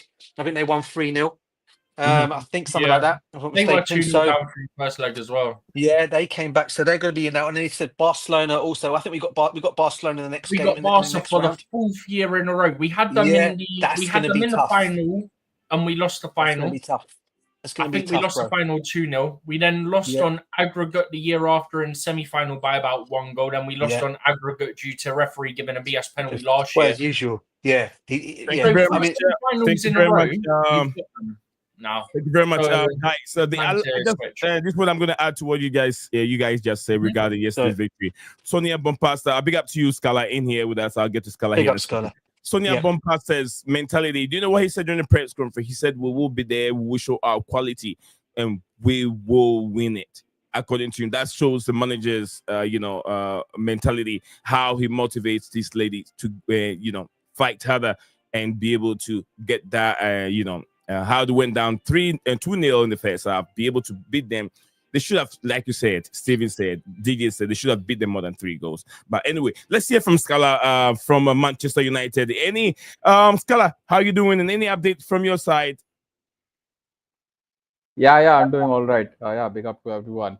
I mean, Big up, bro. I Big mean, up. Big up. Yeah, big up. I mean, this has got to be one of the most dead international break, despite some decent games in the Nations League, which I closely followed. But the problem is that it ended quite quickly, and we are not in the FA Cup, so we are playing literally in midweek next week. So feels a long wait, So that's what we can do. But it's a much-needed break for us. We've got some players back. I saw like that Mason Mount is back. Yeah, Luke Shaw is back, and Kobe Minu. Yeah, Kobe Minu could be back as well, and I think Lenny Euro is back fit again. So yeah, I mean we need all the players, as many players as possible, because there will be a time where Amorim has to make a decision. Like he needs to win the league off, which Mourinho did quite like 5 years ago, and fully focus on the Europa League, because we are not getting in the top half. So what's the point of fighting the league? So I think probably another 2 or 3 games. I think if he get past Lyon, I think he has to put all his eggs in the Europa League basket, because I think we are not going to be. There is no question of us being in the relegation fight alone in the relegation zone. So I think we are safe there. But I think it's a crucial 2 months. I think this is going to decide our transfer budget in the summer, because all I'm hearing is that United are going to be selling 10 players, 14 players, 15 players to fund the transfer budget, which tells me that it is very, very short by itself, because I think we are suffering a massive hit because of not being in the Champions League from our sponsors. Also, we are trying to scam this stadium off, so I think that's another point of contention. And when I'm hearing my CEO talking about that we are not going to be investing big in the summer, despite giving Amorim a 2-year contract, I'm a bit worried. But there is still hope. I mean, if we can, sell off Garnacho, and I don't think we are going to be selling Kobe Mainoo, but if some club is willing to give us 60 million, something like that, I think that will be good. If we can kick out Rashford, Sancho, I think it will be add another close to 80 million there. So yeah, we are hoping, man, because we don't have money. I think we have to raise a lot of money through sales. I think that's the big update. That's why having this break was very necessary for us. We need our players back. We have no striker, despite Hoyland trying to be one. We have no striker. We are playing that 17-year-old kid which we bought from Arsenal. So yeah, it will be good to have some players back. Might as well Mason Mount make himself useful, because I'm pretty sure that the Ineos people, they don't like him, because 250 grand a week player and not even play 10 games. I think that's like Casemiro territory. We're trying to bring those 2 players off. He's your best midfielder, bro. Come on, what are we doing here? Yeah, I wish he could. I mean, the thing is that Amorim actually likes him. I mean, he has mentioned he's an excellent when player, he actually started when the season fit, all when right, fit. and the fact that he can play multiple position in this back 3/back 5, it makes him quite useful. But I don't know what's with his fitness, and he's highly overpaid, and we're trying to cut down the salary and the wage bill, and I think I think he's a big pain point for us. So I don't know how he revitalizes career, because I can vouch for most of the United fans that we don't recognize him as a United player still. For us, he's still a Chelsea player. So I think he has to do pull his weight for the next half. And if he gets injured again, I think that's done.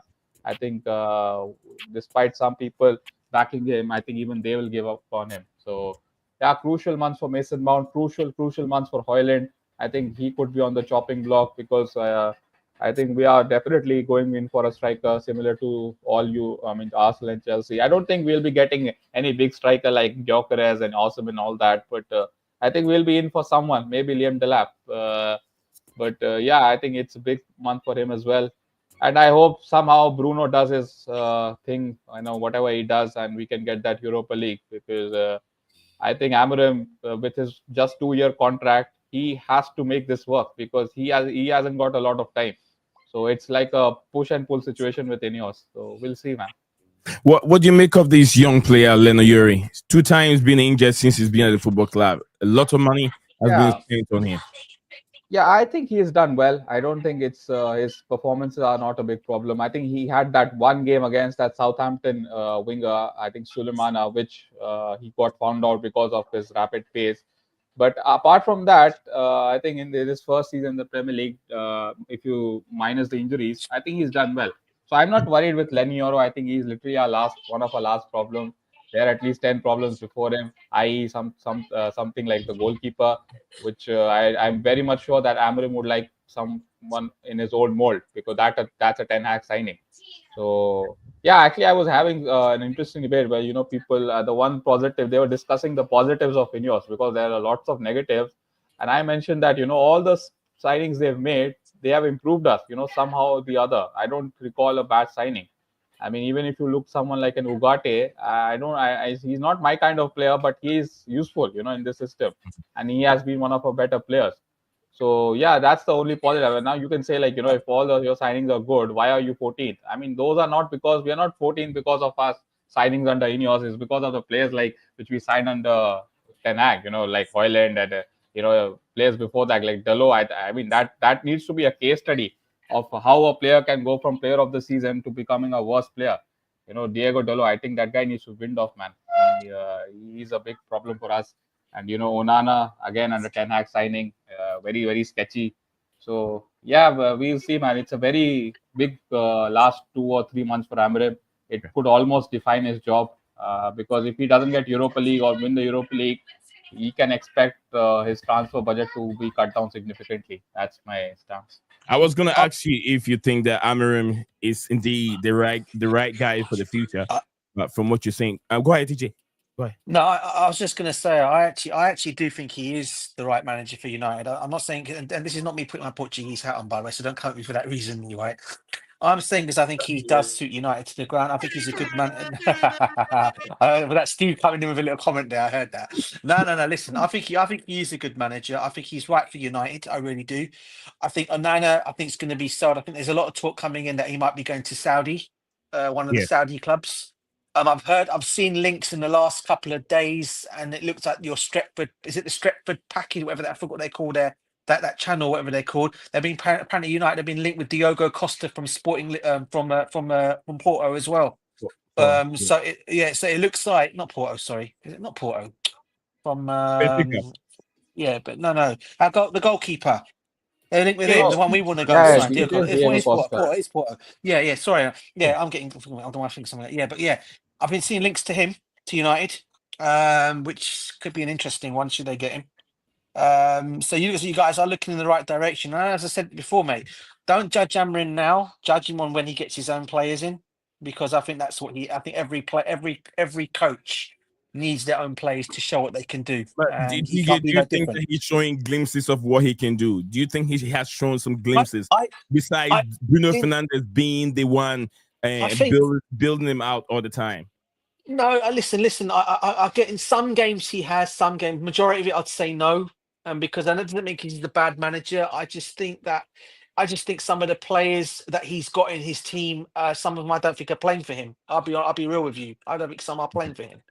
And I think that's why those same players, those 14 players they want to get rid of, are the ones that are going to see going out the door, because I don't think he sees them as the players that he wants to have under him. I've seen the kind of place how he builds his teams. He builds his teams obviously with a good goalkeeper, his spine. He always has a good spine. Defense, midfield, striker. He always does that, and I think he gets that at United. I think United will be fine under him, but he's only got 2 years, like Skylar said, to prove it in. And I don't whether the club will give him that. the patience. I don't know if that would be the case, even though apparently Ineos have come out and said they're going to give him that in an interview that Sir Jim Ratcliffe done. But then again, you don't know. These guys are huge businessmen. They want to know. They obviously want to make sure the profits are coming in. So if it means it's not doing well on the appeal, then they'll get rid of you. But then again, they're going to have to pay off the manager. So either way, they're going to have to pay him off either way. But listen, I think he needs to be given time, and I think he'll turn it around. United, I really do. Thank you very much, DJ. Scala, anything you want to add to it? But if there is none, I want to get your opinion on this regarding Chelsea reallocation. If you were you asked about Amorim, you've been a neutral fan, would you consider them knocking Stamford Bridge and rebuilding it? But if they do it, they will not even go beyond 10,000 extra seats. And would you prefer they move away from Stamford Bridge to Earls Court, which is still not far away from, the bridge? Yeah, I mean, look, man, I'm not a Chelsea fan, so I couldn't care about the bridge being like an emotional package which needs to be kept. And, I think you need to move on with time. I think if you want to, I mean, it's an embarrassment that I know there is lots of political things around that you cannot extend the bridge and all that. I'm not getting into all that. But for a club like Chelsea, I mean, the worldwide fan base you have, to have a stadium which is smaller than Sunderland Stadium, it is a bit of an embarrassment. So I think you need to improve that capacity, whether it's moving to a new location or, building it here. And, I've seen people getting their arms about, someone is buried there and, we cannot be removing all that. I don't know who is buried there. You guys might know better than me, but stuff. Yeah, stuff like that. So obviously, since I'm not emotionally invested in that, but I think for a club, I mean, I've seen the walkover around Stamford Bridge. It's like, looks very archaic. It's not, I mean, especially like a club in London. I mean, you look at stadiums like West Ham, even like, I've seen like a tour around Crystal Palace with the new training center. And I mean, obviously Tottenham's like a brand new stadium. So I don't know, man, Chelsea, they need to, obviously they are doing well by selling players and that's a very good source of revenue. But to have a small capacity, I mean, every time I watch a game at Stamford Bridge on the TV, it looks so closed in. It's like almost like we can, I mean, even we are watching on the TV, it's like, you can literally get onto the pitch. That's how close that. Like Goodison Stadium, Goodison Park. Yeah. It is very close. I think no matter what we do, you have to keep that because it could be intimidating for opposition if we really get the crowd going. Yeah, I think even Everton Stadium is a bit like that. So, and they are getting a new stadium. But I as a non-Chelsea fan, I would highly be for a new stadium, at least like a 60,000, 65,000 capacity, whatever you can call it. But that's a big source of revenue. Or maybe you can go down the route of which we are going down and Tottenham have down by building like a multi like a useful stadium. It's not just for football games, but for concerts and F1 and all that kind of stuff. So maybe that's the future, because as these inflation and all this price rises, you cannot just be relying on gate tickets, right? You need some other source of revenue. What's the stadium doing when there's no match day? You're just paying for workers and electricity. So I'm for a new stadium if there is one. I don't know what's the logistics of getting one at that particular location. I know it's very close to Westminster and all that political stuff. So I know Roman tried to do that, but the government, they didn't want to, because a Russian is there, we don't want to give, control to a Russian and all that kind of stuff. So I will be definitely in for a new stadium if you guys can get one. We are getting one, but that's like in 2026. So I can only imagine it will take you a bit longer than that, considering the proximity of Chelsea in London and all that.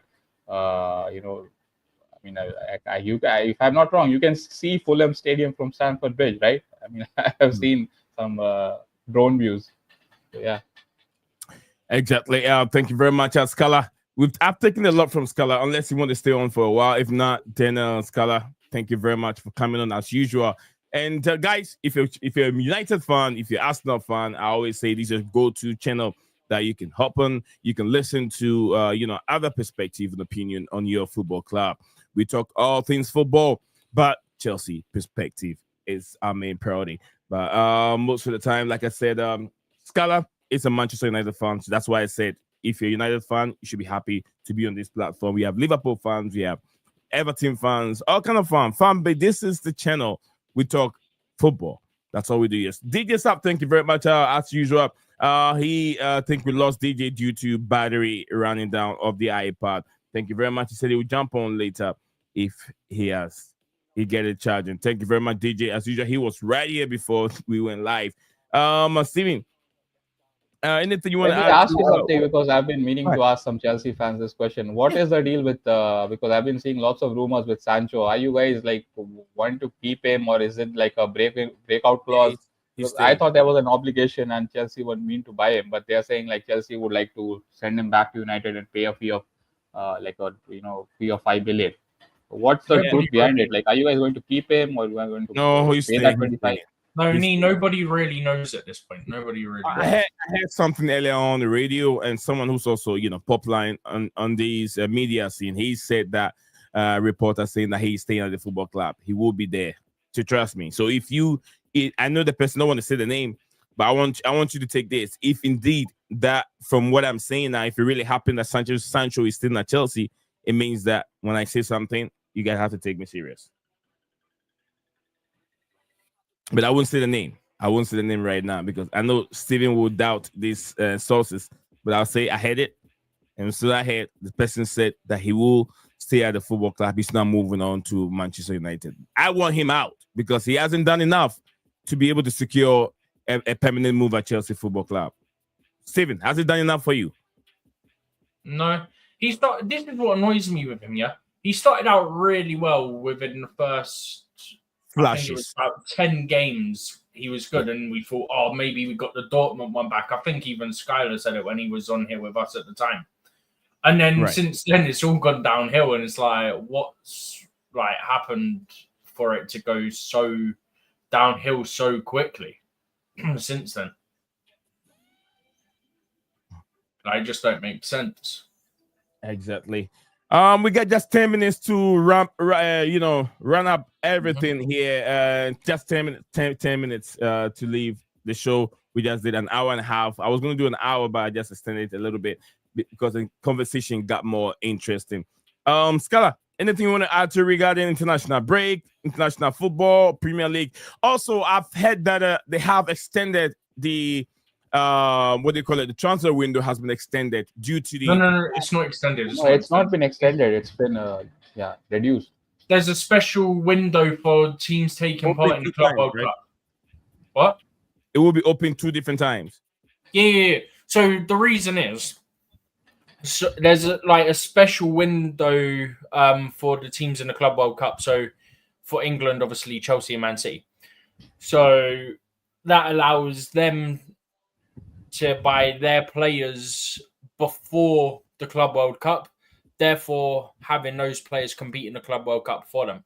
So if Chelsea want to get Diogo Costa, Victor Gyökeres, feel free to chuck any other name. I don't know. Binoy Gittins' random name popped in my head because we were linked with him in the past.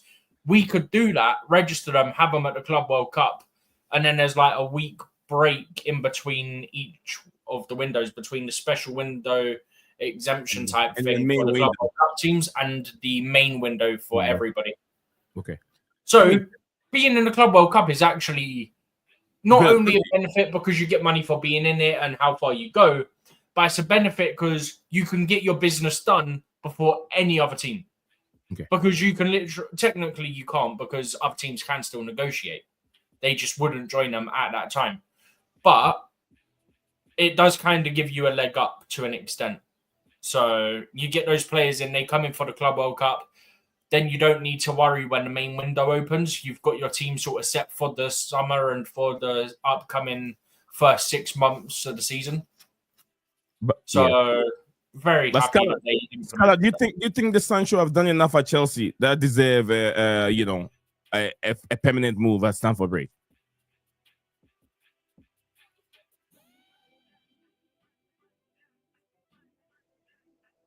I think we lost. Yeah, we lost Scala. But anyway, we got just 7 minutes on the dot, 7 minutes on the clock. So, guys, regarding our listeners, anyone listening, we got 6 of us watching live on YouTube, and about 7 of you watching live on X. So, if you have any question, you can just send it over to us regarding any of the topic that we haven't touched on. Steve, is there any peculiar question you want to talk about? Not a particular question. I just wanted to touch a bit more on the women's team last night and how well they performed and stuff. Because when we got bombed past her, like people were reporting that there's people in France and Lyon fans and stuff like that saying she doesn't have a plan B. Well, she showed us that she could adjust multiple times this season, not just across the span of these 4 games. It's a shame we couldn't keep our unbeaten record, yeah? Also, I don't know if you saw it. I put up a post that I wound up a Man City fan.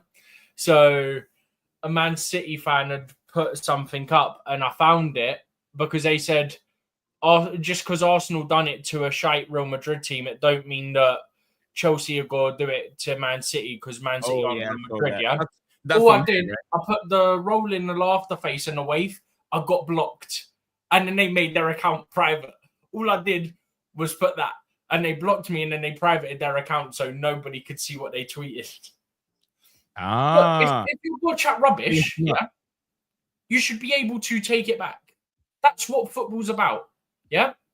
If I chat rubbish and then my team loses to the person I'm chatting rubbish about or their team wins and my team loses, whether they're in the same game or not, I expect to hear loads of rubbish back. That should be expected. You shouldn't be blocking just because I'm laughing and putting a waving emoji, right? But look, the bottom line is, all City fans were going, oh, we beat their unbeaten record. You may have won that. You may have beaten the unbeaten record, but we're still unbeaten in the league, and we're still the team that progressed, and we're still the team that won the cup in the span of these 4 games. We won 3, you won 1. We went through in the tie that mattered. Bottom line, Chelsea won in the moments that mattered. They won the cup, the League Cup. They won in the WSL, yeah? When Man United and Arsenal had both won before Chelsea played. We then won the second leg 3-2 to overturn the 2-0 deficit and knock you out. And yes, you can claim injuries. But as I discussed when we were talking about it previously, both teams have about 7 injuries, yeah? The 7 injuries for Chelsea include about 4 or 5 key players, yeah? Chelsea have 2 fit centre-backs. Chelsea have Natalie Bjorn, yeah? And Millie Bright. 2 fit centre-backs. Our other 2 centre-backs, Naomi Girma and Kadisha Buchanan, are unavailable because they're injured. What about the other dreadlocks? Okay, she's got dreadlocks. She's French girl. No, she's midfielder. She's midfielder. She's black. Yeah, she's a midfielder. Orion Jean-Francois. Yeah, Jean-Francois. Yeah, she's a midfielder. Okay. Also, the other thing I will say is we should win no matter what on Sunday in terms of the women's team when we play West Ham. Yeah? Yeah. There's no men's game this weekend for Chelsea because they're not in the FA Cup, nor Man United, as Skylar touched on. That means full focus once again on the women's team, on staying unbeaten against a London rival in West Ham United. And look, because you've just played 4 very difficult games against Man City, yeah, rotate the team, please. We've got international breaks coming up.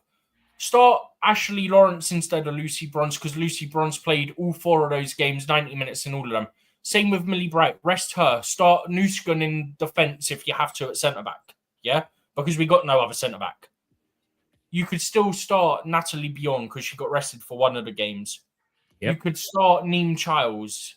You could start Orion Jean-Francois. They still have what's his name again? Mia Fisher has retained. She's back, but she wasn't in the Champions League. She's back, but she's not in the Champions League squad. You could start her. You could start Aggie Beaver-Jones. You can start so many players. Our squad is so good. A lot of options. Bro, I'd personally start Jean-Francois, Vika Captain. I'd start as well. Absolute baller. She's like 19, 20 years old. What I was trying to say yesterday was captain is back. It's about time she become a captain. She's only 19 or 20. She's not going to be captain, bro. I was just trying to rhyme. Not really. I couldn't make out what you were trying to say. I was so confused. I know. I was like, I was playing to him later on the live stream today. Yeah, but congratulations to Johan Ritten Connery for having a 100th game for Chelsea. Appearances, right? Appearances, yeah, 100 at Chelsea appearances. Johan Ritten Connery, great. Congratulations to her. Chelsea woman has had 100. I don't know how many games Millie Bright has had already. Crazy number of games. Probably, Bright I think Millie Bright has our most appearances. I can tell you now. I mean, she's the oldest in the squad. When I say oldest, not by age, oldest in terms of experience and number of games. Also by age, I think. Yeah.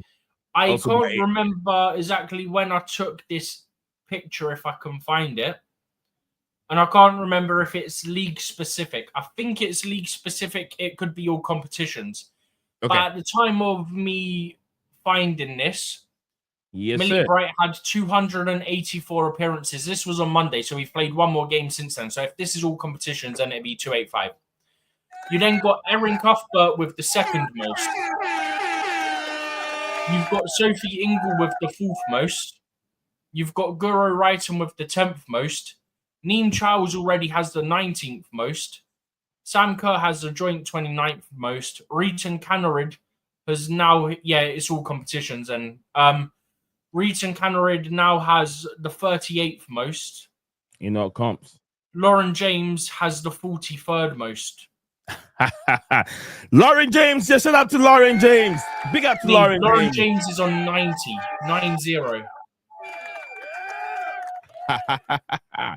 What a player, Lauren James. And look, I think it's unfortunate that we have Lauren James as a woman or as a girl. Oh, you mean because of if she was biologically male, you'd want her in a men's team?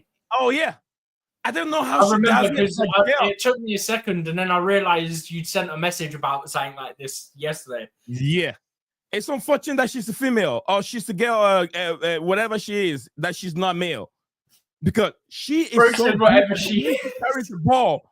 The way she carries the ball in the 18, the only thing you can do to stop it is either you foul her to give her a penalty. She's so she's players bounce off of her. Huh? Players bounce off of her. I mean, you look at the Man City right back. I'm probably got butchered the name. I think it's Kasparai, yeah? The amount of times she tried to tackle Lauren James and she just ends up flat on her face. She always goes like that. It's like, go, James, go, James. I got to step back. Go. No, that one was Miedema. I think that one in that picture was Miedema. Miedema, yeah, the captain. Okay. No, she's not the captain. Who's the captain? Defender? Alexandri. But anyway, big up to man like D Prince. Big up to man like D Prince and big up to Chelsea family. D Prince, you're a bit late. We've gone through about an hour, 31 minutes of live streaming. We're supposed to end the stream, but a minute to go. But yeah, big up to you, brother. What's your thoughts on Chelsea moving from Stamford Bridge to Earls Court? Would you prefer they stay at Stamford Bridge with 42,000 capacity stadium, or would you expect that Chelsea rebuild a new stadium that can offer them 80,000 capacity stadium with the new facilities, including boxing arena and table tennis, lawn tennis arena, and trying to open the space up for more fans. You can get more season ticket holders if the new building is put up. What's your thought on it? We have 2 minutes. Let us hear from you before we call it today. You know what, guys? I'm back after a few international break. When international break, I also take international break, not because of the channel, but other things that I have to do for myself. But Nee is back. D Prince is here. Anyone else watching live? We got 15 of you in total watching from all two platforms at the same time. Yes, we want to hear from you. Share the link. It says a margin under 21 defeated Fairs team 3-0. Yeah, but there's so much context. It wasn't a 90-minute match. You've got about 5 players that are trying to get back to fitness in Lavia, Fofana, Badiashile, Nicholas Jackson, Noni Madueke. Palmer wasn't involved, and he's only just trained today. Yeah, but you look at it, 4-5 of our first team. The under 23 defeated the main team. Yes, but what people are ignoring when they're putting it, yeah, you've got 4 or 5 players that are playing in that game that require fitness, like a Nicholas Jackson and stuff like that, because they're not fit and they're coming back from injury. Badiashile could be included in that as well because he had a long-term injury. He's only just coming back and playing. Right? Is it Bestron or any of those? Probably Sanchez. So that's another issue. Then you got Sancho. Then you got Nkunku. Yeah. So by the time you factor all that in, you've got no players. Also, it wasn't a 90-minute game. It was probably like a 2 halves of 50 minutes. But this is what I get annoyed at, yeah? People go, oh, look at this. Our academy won. Yeah, so what? We got players who the majority in our team for the first team would be coming back from injury. Also, it's a training match. They're hardly going to go out and smash them, are they? Yeah. And like I said, fitness, that's the main thing. It's about fitness. And, bro, the other thing, for all we know, Maresca could have been trying to implement a new tactic that we're not played yet, so the players aren't adjusted to it, and that was why the game was done. Yep. But because you've got all these youth accounts, oh, look at this, everybody. Yeah, do one, you pricks.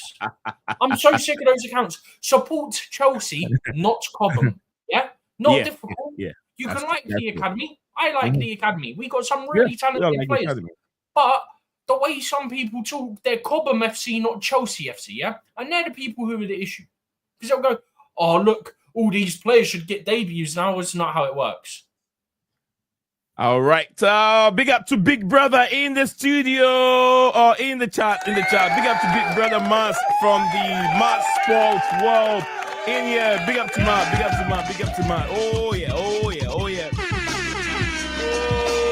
Big up to Mas, representing live all the way from the soil of the Canadian land. Yes, Canadian land. Representing live over here. Big up to Mas. I hope you're doing very, very well. Big up to man. He said, we did argue on how the Arsenal women performed badly because of that potato pitch that Real Madrid played them on. Yes, they did that, intentionally did that, but it didn't. Whenever will it go your way if you're playing two leg. If it's one leg knockout, then that's fine. But two leg, you give them a potato pitch to win your game. We forgot that you're going back to their home ground, and your home ground, you don't have that massive support like they do, because Arsenal fans can pull out almost about 50 to 60 capacity, stadium. They can play in that stadium. They're used to it. But Real Madrid, you're not used to it. How many people watch Real Madrid games? Not that many. But Arsenal was going to knock them out. I'm very happy they did. Hey, guess what though? Yeah, winning away. Real Madrid in the Women's Champions League isn't for everybody. We do that all the time. Exactly.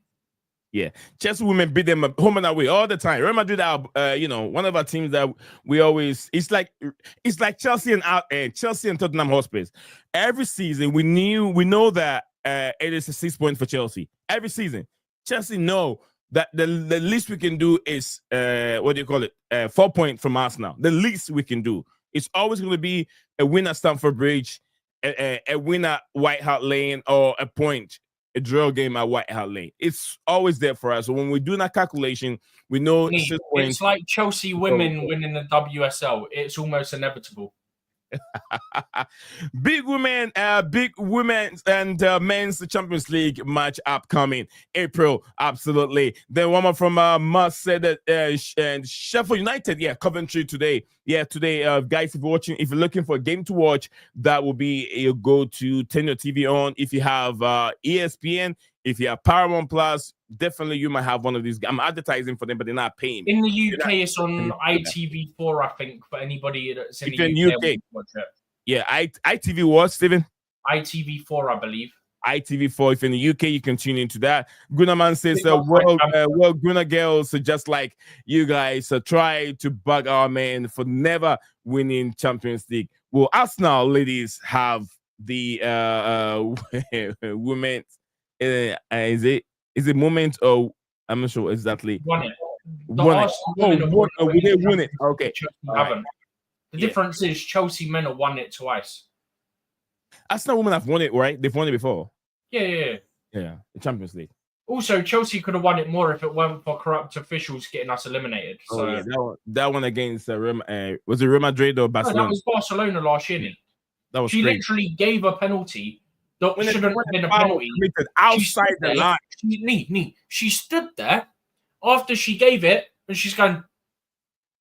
She smiled. And you can see she's going, Yeah, I did it. And she's laughing to herself. Bro, my head was hot for a week after that. All right. Marcetta, and I was right. Chelsea play Canadian Ashley Lawrence, and she is it Super's game? No, she didn't play. She didn't play. Winner for Chelsea girls of Sitter. No, Ashley Lawrence didn't play. Ashley Lawrence didn't play yesterday. Deep Prince said, if we look at Stamford Bridge capacity, we realize that we are actually far behind in terms of developing through the age history. But unfortunately, unfortunately, at this point, we need to move on. Which I do agree with you, Deep Prince. If you ask some of these UK fan base what the reason why do we have to move, they'll tell you it's they add emotions to it. They're not looking at the bigger picture that almost every Premier League club is having a bigger stadium. And the only way, I've said it, the only way we can reduce ticket costs, the expenses of ticket, is by having more seats. Because now you're gonna have so many people who wants to be ticket, season ticket holders. And also, I said, much the revenue comes in, it will reduce the prices down. Instead of paying 200 or 100 quid for a seat, you could even get it for $80. $80. Here in America, $80, $100, $200. The tickets aren't even that much. Affordable. The official ticket selling is, I think, maximum £50. And it's cheaper.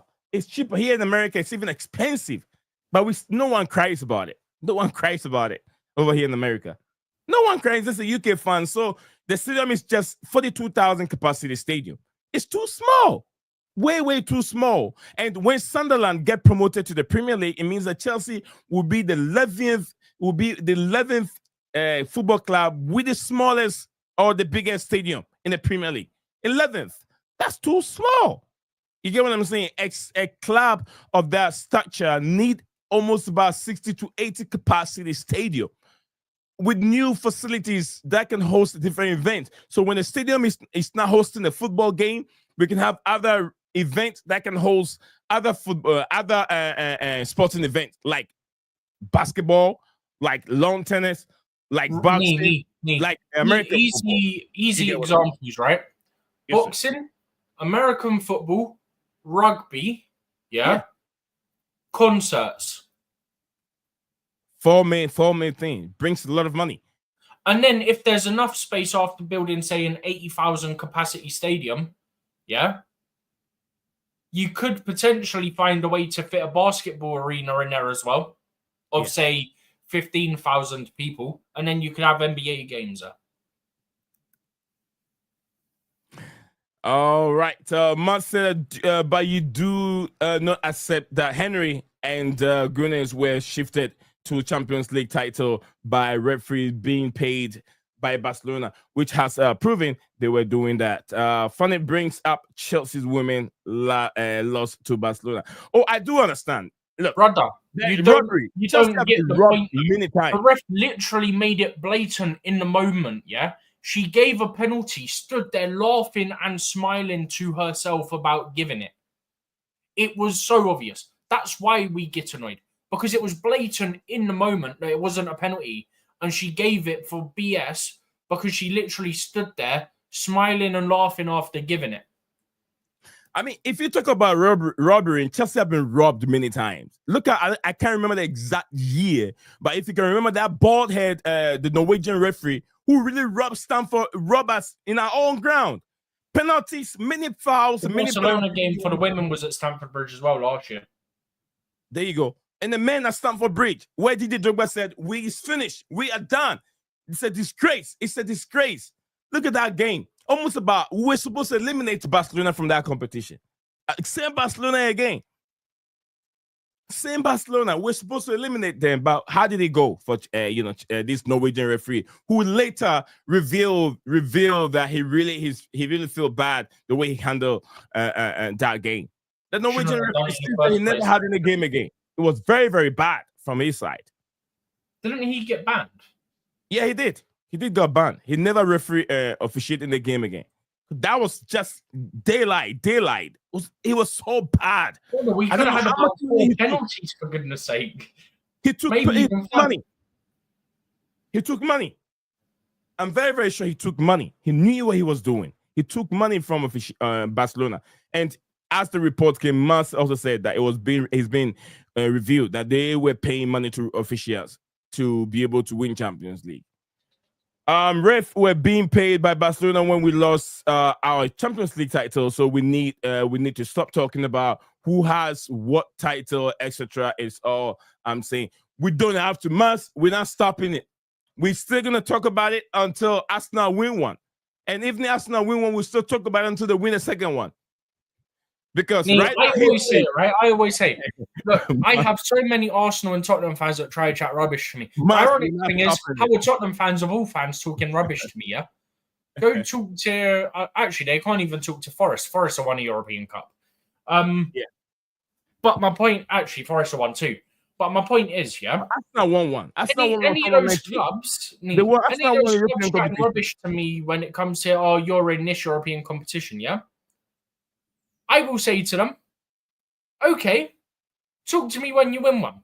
Then I'll follow it up with, and when you win one, talk to me when you win two. And then I'll say, okay, there's a fair argument, but win three and then you have more than us. Also, you can say, okay, talk to me when the women have won one. We never said that anything about Women's Champions League and us being better and this and that. We never said that. So that don't even come into it. Although having said that, yeah, I did say to him, a Man City fan said to me, oh, you got a rubbish team, all this, yeah?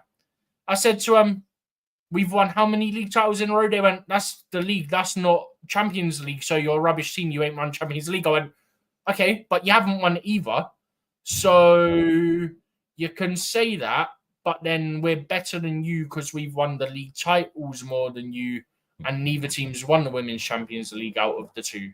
Therefore, stop your waffling. Yeah. Stop the ruffling, Steven said. A month said I already had the counter. The counter. And all that. Arsenal ladies have too many titles to counter nearly. All right. So it's been incredible. Steven, want to add anything to before we hop off and then continue the rest of the day? And we should be back. We should be back again. I think, I don't know. I think Monday. We don't play this weekend, so probably next week, right, Steven? We play midweek against Tottenham, which I'm going to be at. By the way, if he's saying the women have too many titles, by the way, Chelsea have, I think it's 7 league titles, 6 or 7 league titles. I think it's 7. And we're about to win the 6th in a row, yeah? So on the league titles, he actually can't say anything to us. Arsenal have 3 women's Super League titles. Is it 5 in a row or 6 in a row? I think 5. It's 5 in a row. It's about to be 6. We've won 7 women's league titles. Plus, we won the spring series, but I don't really consider the Women's Super League spring series as one of those. So we've won one of those plus 7 Women's Super League titles. We've won 5 in a row. It's about to be 6 in a row and number 8 total. Plus 1 Women's Super League. 3 Women's League plus 12 Women's Premier League title. Women's Premier League? What is that? And what is 3 Women's on the League? Arsenal website, yeah? Women's UEFA Women's Cup once. FA Women's Super League 3 times. FA Women's Premier League champions, they've got 12, but I'm sure that's probably like 2nd division. Okay. All right, people, we're gonna hop up from here. We're gonna hop up. Mas, as usual, big brother, thank you very much for coming on Deep Prince. And anyone else watching live who join us live, DJ Salve, Deep Prince, like I said, Chelsea, Dan. Thank you guys. Very, very much grateful to anyone that tuned in today. As we said, we'll be back again same thing Monday with some more interesting topic on Chelsea FC. I'll leave you guys with this. Enjoy it.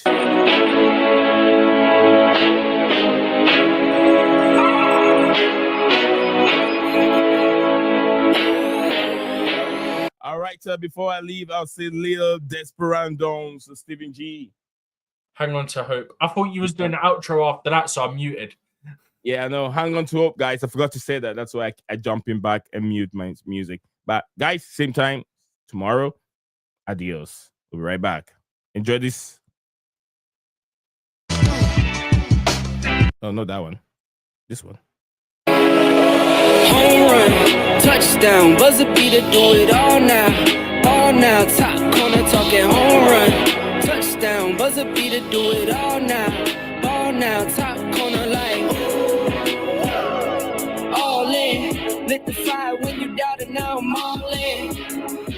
with the best, bring the stars in.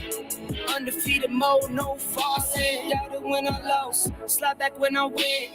Fade and pay the cost, but I rose so thick and thin. Battles and the scars, see them on my skin. It tried to knock me out, but I'ma fight it to the end, and there's no days off. I'm just resting up a little, no it pays off. I'm just stuck up in the middle, knock some weight off. I've been carrying for years, and I'm not worried, I got no fear. Home run, touchdown, buzzer beater, do it all now. All now, top corner talking home run. Touchdown, buzzer beater, do it all now. All now, top corner like all in. Lit the fire when you doubted, now I'm all in. Put me with the best, bring the stars in. Undefeated mode, no falling. Hey you down there, see you stop and stare, cause you're not up here. Hey you, way down there, see you down there, looking up here. Get you some binoculars, so you can see me on the Jumbotron.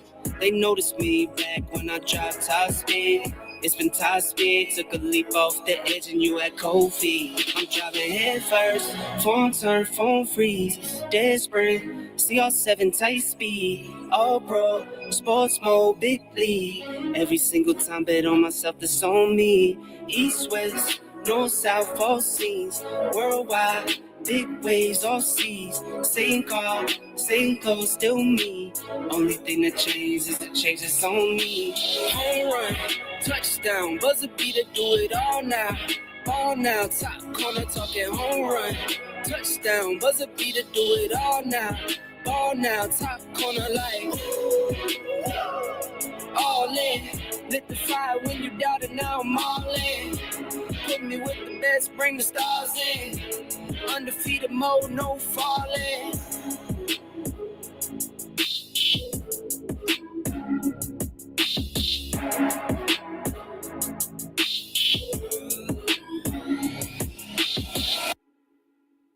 Seven tight speed, all pro, sports mode, big league. Every single time bet on myself, that's on me. East, west, north, south, all scenes. Worldwide, big waves, all seas. Same car, same clothes, still me. Only thing that changed is the change that's on me. Home run, touchdown, buzzer beater, do it all now. All now, top corner talking home run. Touchdown, buzzer beater, do it all now. Ball now, top corner like all in. Lit the fire when you doubted, now I'm all in.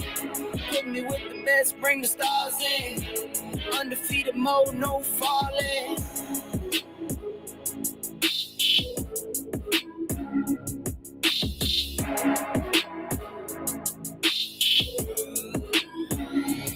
You are a winner, stand tall, be proud. In the face of doubt, you shout it loud. Feel the strength, let it in. With every step, you're gonna win. You are a winner, feel no pain.